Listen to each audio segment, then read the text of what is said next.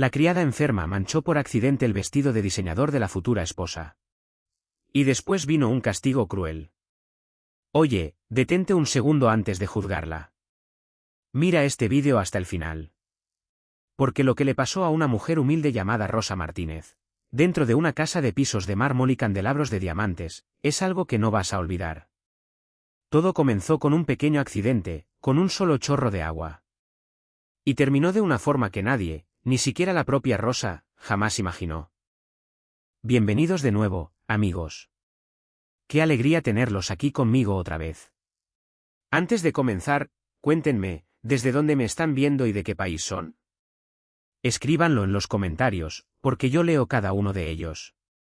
La historia de hoy es una de las más emotivas, una de las más conmovedoras y, honestamente, una de las más inolvidables que he contado en este canal. Es una historia sobre la dignidad, sobre la crueldad, y sobre ese tipo de justicia que llega justo cuando menos la esperas. Quédate conmigo hasta el final, porque el giro final va a cambiar todo lo que crees saber sobre esta historia. Todo empezó como una mañana cualquiera. Rosa Martínez se despertó a las 5 de la madrugada, tal como lo había hecho cada día durante los últimos 3 años. Su pequeño apartamento, en las afueras de Millbrook, Connecticut, estaba frío por las mañanas. Y su hijo, Matteo, de apenas 7 años, seguía acurrucado y dormido bajo una manta delgada que alguna vez fue azul, pero que ya se había vuelto gris de tantos lavados. Rosa besó su frente con delicadeza antes de salir. «Volveré antes de la cena, mi amor», le susurró, aunque sabía que él no podía escucharla. Rosa trabajaba como empleada doméstica para la familia Whitfield, una de las familias más adineradas del condado. Richard Whitfield era dueño de 3 concesionarios de automóviles y de una cadena de hoteles boutique. Su esposa, Deborah, pasaba la mayor parte de su tiempo organizando galas benéficas que, en realidad, nunca terminaban ayudando a nadie. Y su hija, Vanessa Whitfield, se casaría en exactamente 11 días con el hijo de un senador estatal.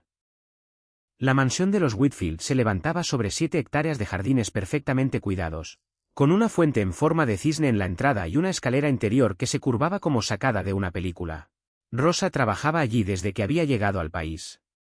Primero limpiando, luego cocinando. Y con el tiempo se convirtió en la única persona en la que Deborah confiaba para las tareas más delicadas de la casa, incluyendo, esa semana, el cuidado del vestido de novia de Vanessa. Ese vestido había costado $42.000. Encaje importado desde Italia. Perlas cosidas a mano por un diseñador cuyo nombre Rosa ni siquiera podía pronunciar. Colgaba dentro de una vitrina de vidrio en el vestidor de Vanessa, como si fuera una pieza de museo, intacto, esperando el gran día. Rosa llevaba 4 días enferma. Una tos profunda y persistente que no la dejaba dormir por las noches. No le había dicho nada a nadie en la casa, porque para ella los días de descanso por enfermedad simplemente no existían. Si no se presentaba a trabajar, no le pagaban. Y si no le pagaban, Matteo no comía. Esa mañana tenía casi 39 grados de fiebre. Le temblaban un poco las manos mientras cargaba un balde de agua por el pasillo, para trapear el piso de mármol frente al vestidor de Vanessa. Se sintió mareada. El pasillo se le nubló por un instante, y entonces ocurrió. Su pie tropezó con el borde de la alfombra. El balde se volcó, y una ola de agua jabonosa salpicó el suelo y llegó hasta el borde del vestido, que esa mañana había sido sacado un poco de su vitrina para una última prueba. El corazón de Rosa se detuvo. Tomó una toalla de inmediato y la presionó contra la tela, susurrando no, no, no entre dientes, como si el vestido pudiera escucharla y perdonarla. Pero ya era demasiado tarde. Una mancha de agua tenue ya comenzaba a extenderse por el delicado encaje italiano, un encaje que jamás, de ninguna manera, podría reemplazarse a tiempo para la boda. Rosa no escuchó los pasos que se acercaban por detrás. No escuchó la respiración que se cortó de golpe. Solo escuchó la voz. Fría, filosa, llena de una furia que Rosa jamás había sentido dirigida hacia ella. ¿Qué hiciste? Rosa se dio la vuelta despacio, todavía con las toallas apretadas entre sus manos temblorosas, y se encontró frente a los ojos de Vanessa Whitfield. Unos ojos que, en ese momento, no mostraban absolutamente ninguna compasión. Lo que pasó en los siguientes 60 segundos cambiaría la vida de Rosa para siempre. Pero no de la manera en que nadie parado en ese pasillo podría haber imaginado. Vanessa no gritó de inmediato. Y eso, de alguna forma, lo hizo todo aún peor. Caminó lentamente hacia el vestido, sus tacones resonando contra el mármol mojado, y se arrodilló para examinar la mancha con una expresión de horror, como si estuviera frente a una tragedia. Cuando se puso de pie de nuevo, su rostro había pasado de la palidez al rojo furioso. «¿Tienes idea de lo que cuesta este vestido?», dijo, con la voz temblando de rabia. «¿Tienes idea de lo que significa hoy para mí?». «Lo siento», dijo Rosa en voz baja, mientras la fiebre hacía que la habitación diera vueltas a su alrededor. Me sentí mareada. ¿Yo? No me importa si te sentiste mareada, la cortó Vanessa. Este es mi vestido de novia. Tenías un solo trabajo. Un solo trabajo, mantenerlo a salvo hasta la prueba. Deborah Whitfield llegó unos instantes después, atraída por el alboroto, y su reacción fue, de alguna manera, aún más fría que la de su hija. No gritó. Simplemente miró a Rosa como quien mira una mancha en su propio zapato, con asco y sin ninguna curiosidad por saber cómo había llegado ahí. «Llamen a la costurera», dijo Deborah con voz plana, sin dirigirse a nadie en particular.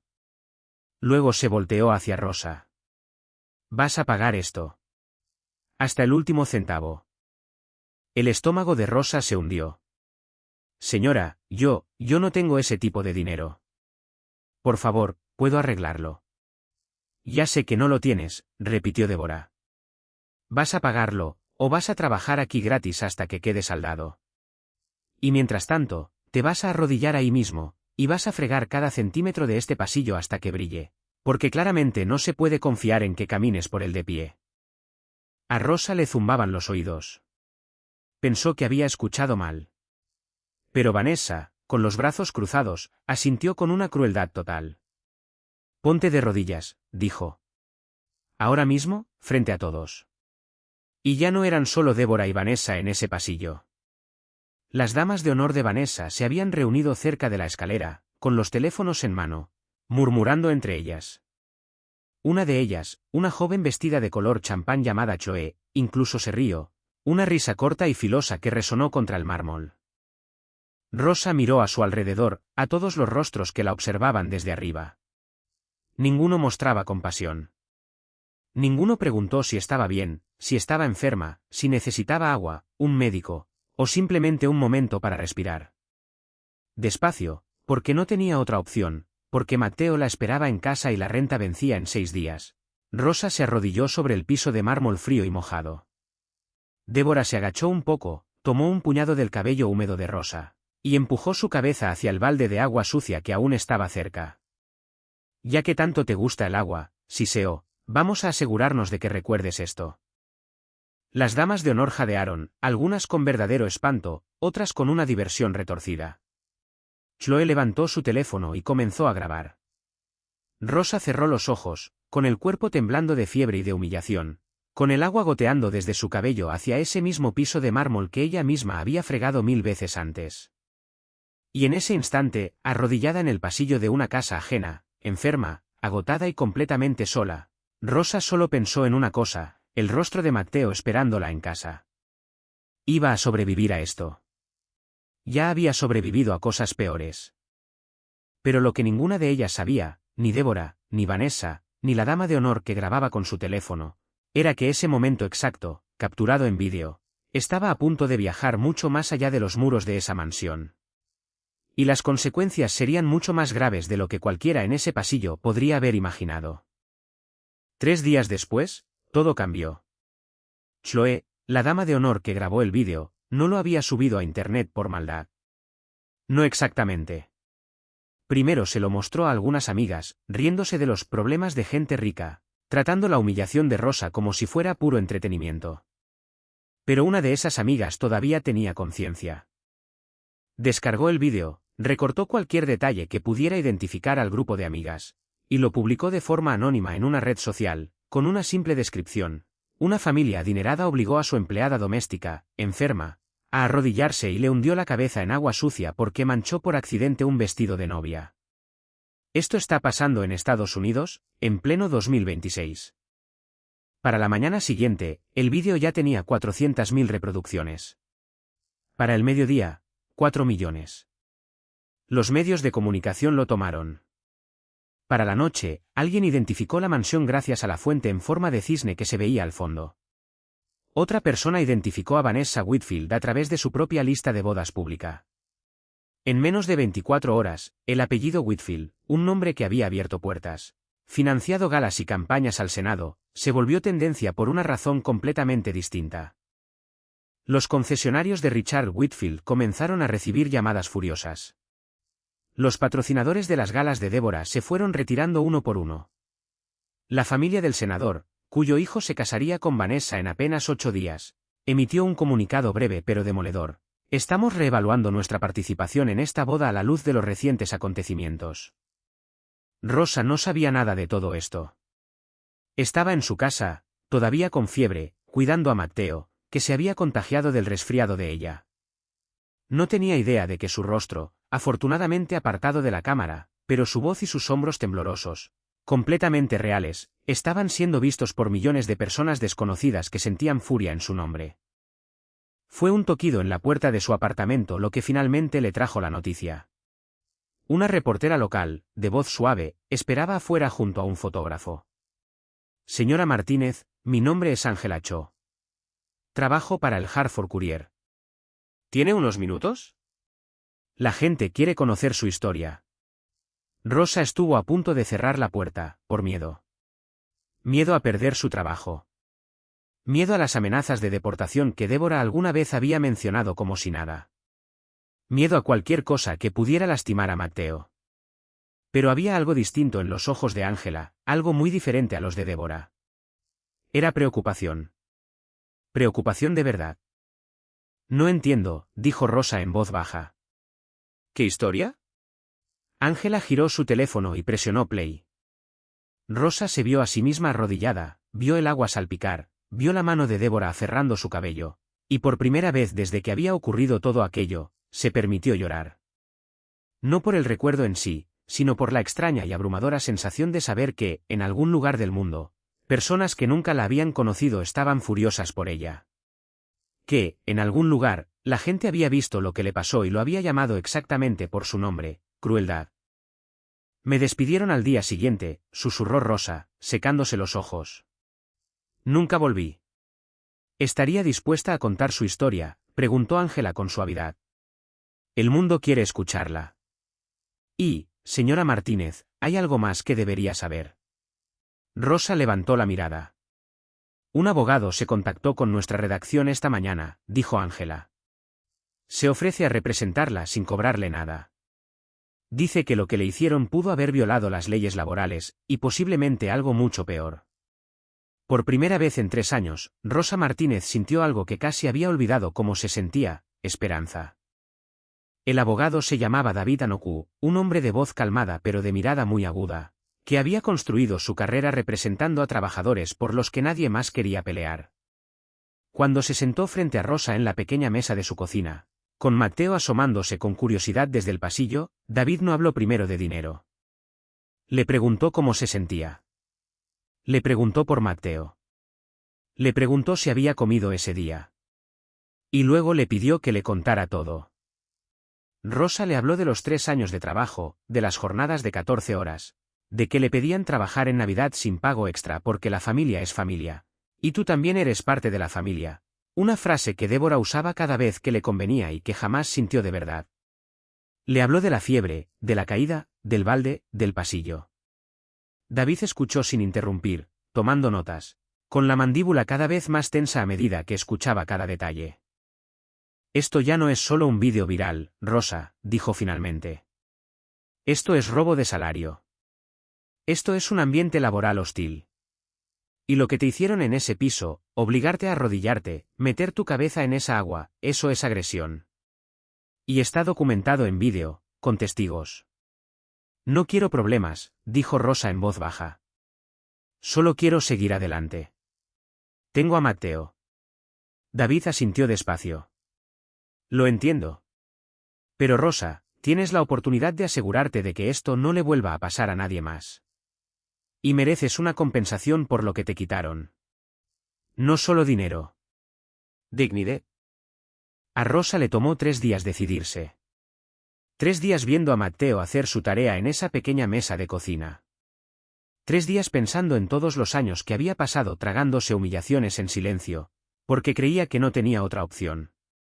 Al 4.º día, llamó a David y le dijo una sola palabra: sí. La demanda se presentó la semana siguiente, por horas extra no pagadas durante 3 años, por angustia emocional, y por lo que el documento legal llamó formalmente trato degradante y abusivo hacia una empleada. El vídeo, ya con más de 20 millones de reproducciones, fue citado como prueba principal. El mundo de los Whitfield, alguna vez intocable, comenzó a desmoronarse en cámara lenta. Richard Whitfield ofreció una disculpa pública rígida que no convenció a nadie. Débora se negó a hacer comentarios, pero el giro que nadie esperaba, ni Rosa, ni David, ni los millones que seguían la historia en línea, todavía estaba por llegar. Porque 3 semanas después de iniciada la demanda, alguien inesperado se comunicó con el abogado de Rosa, alguien de dentro de la propia familia Whitfield. Se llamaba Emily Whitfield, la hermana menor de Richard. La tía distanciada con la que Vanessa no hablaba desde hacía casi una década, desde que Emily se había alejado del negocio familiar y de los valores de la familia, tras una ruptura de la que nadie en la casa quería hablar.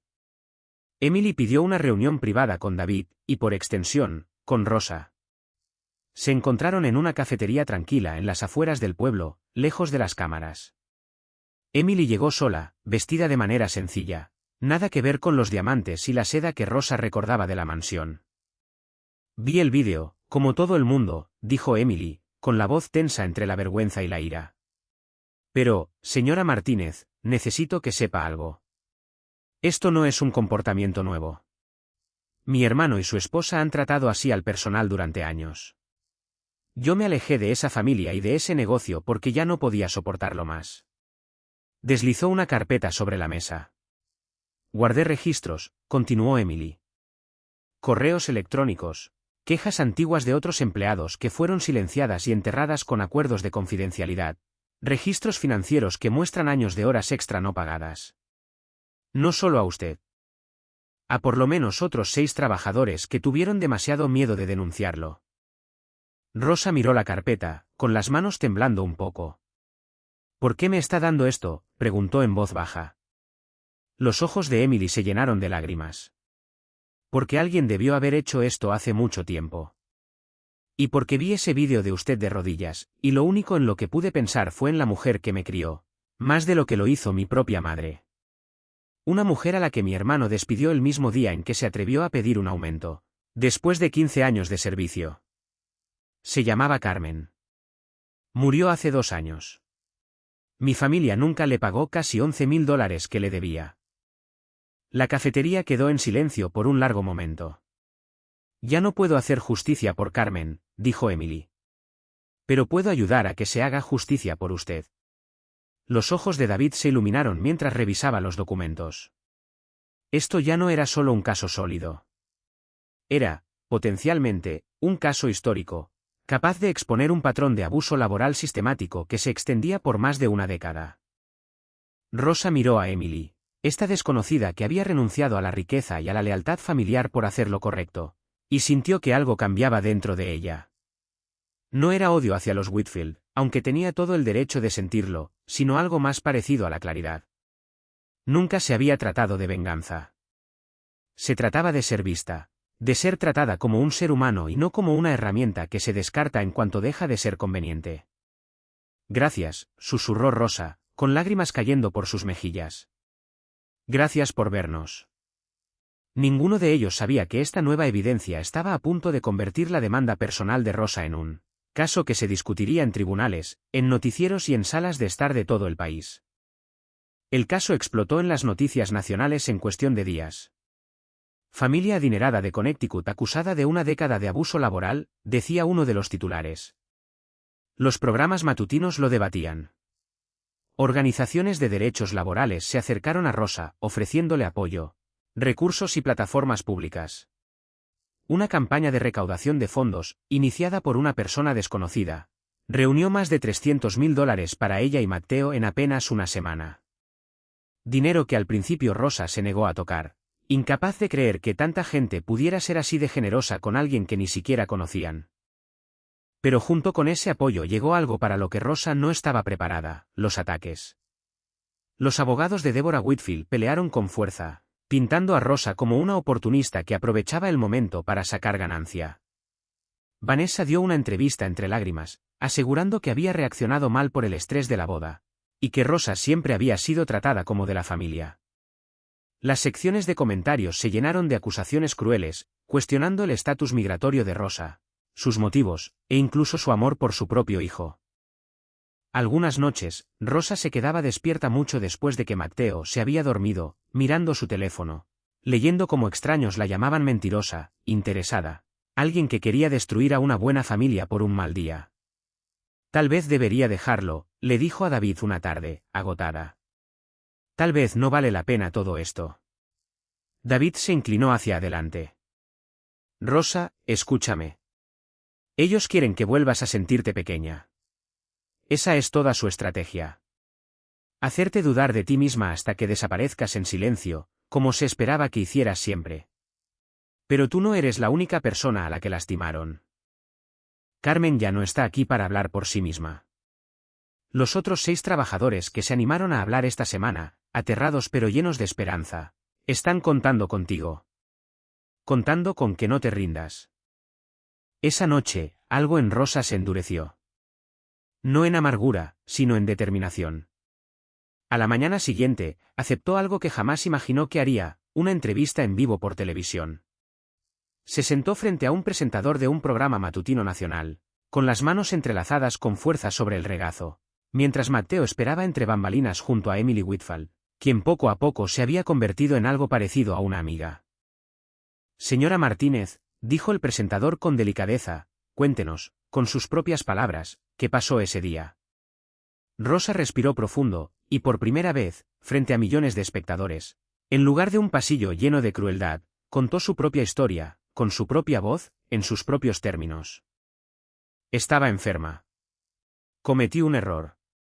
Y por ese error me obligaron a arrodillarme sobre un piso frío, mientras una mujer sostenía mi cabeza sobre agua sucia, frente a personas que se rieron en lugar de ayudarme a levantarme, dijo Rosa, con la voz firme a pesar de las lágrimas en sus ojos. No estoy contando esto por dinero ni por fama. Lo estoy contando porque durante 3 años creí que mi dignidad valía menos que un vestido de novia. Y ya no lo creo más. El público del estudio se puso de pie para aplaudir. Las redes sociales explotaron de apoyo. Y en algún lugar, desde una cama de hospital donde la habían ingresado en silencio, después de que el estrés del caso le provocara un problema de salud, Deborah Whitfield vio la entrevista sin decir una palabra, comenzando, por fin, a entender el verdadero peso de lo que había hecho. 2 meses después de iniciada la demanda, ocurrió algo que nadie esperaba. Algo que ni Rosa, ni David, ni siquiera Emily, vieron venir. Vanessa Whitfield pidió reunirse con Rosa. A solas. David estaba en contra al principio, temiendo que fuera una trampa, una maniobra armada por costosos asesores de imagen para suavizar la opinión pública antes de un acuerdo económico. Pero Rosa, en contra del consejo de todos, aceptó. Se encontraron en un parque tranquilo, lejos de las cámaras, lejos de las mansiones y los pisos de mármol. Vanessa llegó sin maquillaje, sin ropa de diseñador, luciendo más joven y más pequeña de lo que Rosa la recordaba en aquel pasillo. No espero que me perdone, dijo Vanessa, con la voz temblando. He repasado ese día en mi cabeza 1000 veces.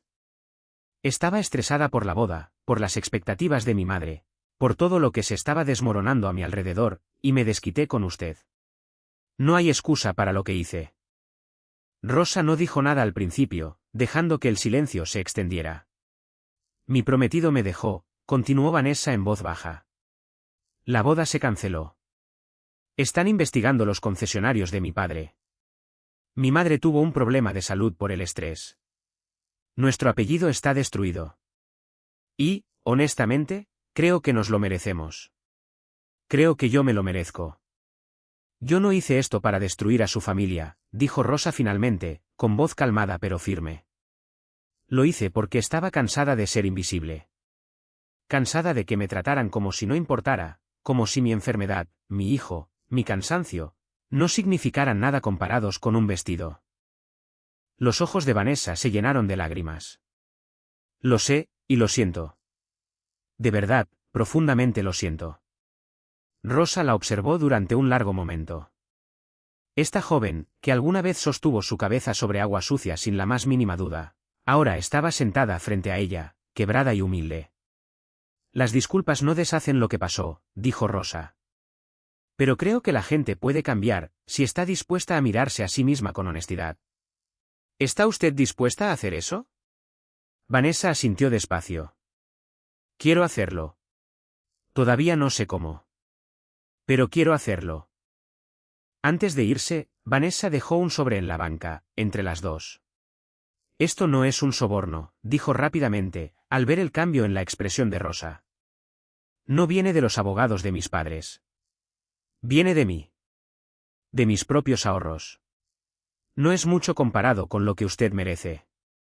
Pero quería darle algo real, algo que no fue calculado por el equipo de relaciones públicas de mi madre. Rosa no abrió el sobre hasta llegar a casa.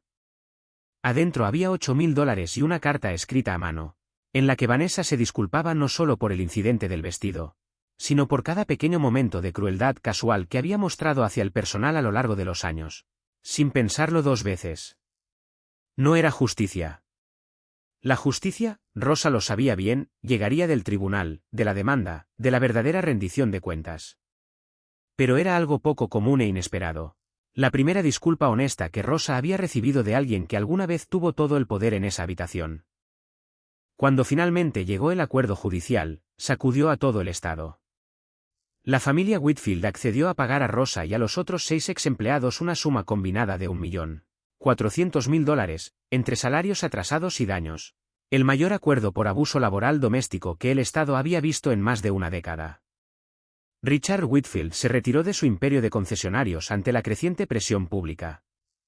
Débora, todavía recuperándose de su problema de salud, se apartó en silencio de todo el trabajo filantrópico público, y su nombre fue retirado de los comités de gala que alguna vez había dominado. Pero el dinero, aunque cambió sus vidas, no fue el giro más importante de esta historia. El verdadero giro llegó 3 meses después, cuando Emily Whitfield, la tía que años atrás se había alejado de su familia, se acercó a Rosa con una idea. Quiero comenzar algo, dijo Emily. Una fundación para trabajadoras del hogar, cuidadoras, niñeras, personas como usted, como Carmen, personas que trabajan jornadas imposibles para familias que las ven como muebles y no como seres humanos. Asistencia legal, fondos de emergencia, acceso a atención médica. Y quiero que usted me ayude a construirla. Rosa parpadeó, sorprendida. ¿Yo? Yo no sé nada sobre dirigir una fundación. Usted sabe exactamente lo que importa, dijo Emily. Usted lo vivió. Eso vale más que cualquier título universitario. A Rosa le tomó semanas decir que sí. Semanas conviviendo con esa sensación extraña y poco familiar de que le preguntaran qué quería, en lugar de decirle lo que debía. Pero finalmente aceptó. La llamaron la Fundación Carmen, en honor a la mujer que había criado a Emily y que murió sin recibir los $11.000 que su familia nunca le pagó. En su primer año, la fundación brindó apoyo legal de emergencia a más de 200 trabajadores domésticos en todo el estado. Ayudó a recuperar casi $500,000 en salarios no pagados para personas que tenían demasiado miedo de pelear solas, y financió clínicas de salud gratuitas para cuidadoras que, como Rosa, alguna vez habían ido a trabajar enfermas porque no tenían otra opción. Rosa, alguna vez una criada arrodillada sobre un frío piso de mármol, se convirtió en la directora de alcance comunitario de la fundación. Hablaba en conferencias, se reunía con legisladores, y entraba a salas que jamás imaginó que le permitirían pisar, mucho menos liderar. Y a través de todo esto, Matteo vio a su madre transformarse, de aquella mujer que le susurraba a Dios en la oscuridad de la madrugada, agotada y con miedo, a alguien que ahora se paraba erguida en escenarios, diciéndole a salas llenas de desconocidos que la dignidad no es algo que se gana. Es algo con lo que se nace. Y que nadie, ni un patrón, ni la riqueza, ni el poder, tiene derecho a arrebatársela a nadie. Pasó un año. La vida de Rosa se veía casi irreconocible comparada con la de aquella mujer arrodillada en ese pasillo. Ella y Matteo se mudaron a una casa modesta pero cómoda. Ya no vivía preocupada por la fecha de pago de la renta ni por facturas médicas sin pagar. Matteo, que ya tenía 8 años, les contaba con orgullo a sus compañeros de escuela que su mamá ayudaba a personas que no tenían a nadie más que las ayudara, una descripción que llenaba el pecho de Rosa de un orgullo silencioso cada vez que la escuchaba. Todavía pensaba en ese día, a veces.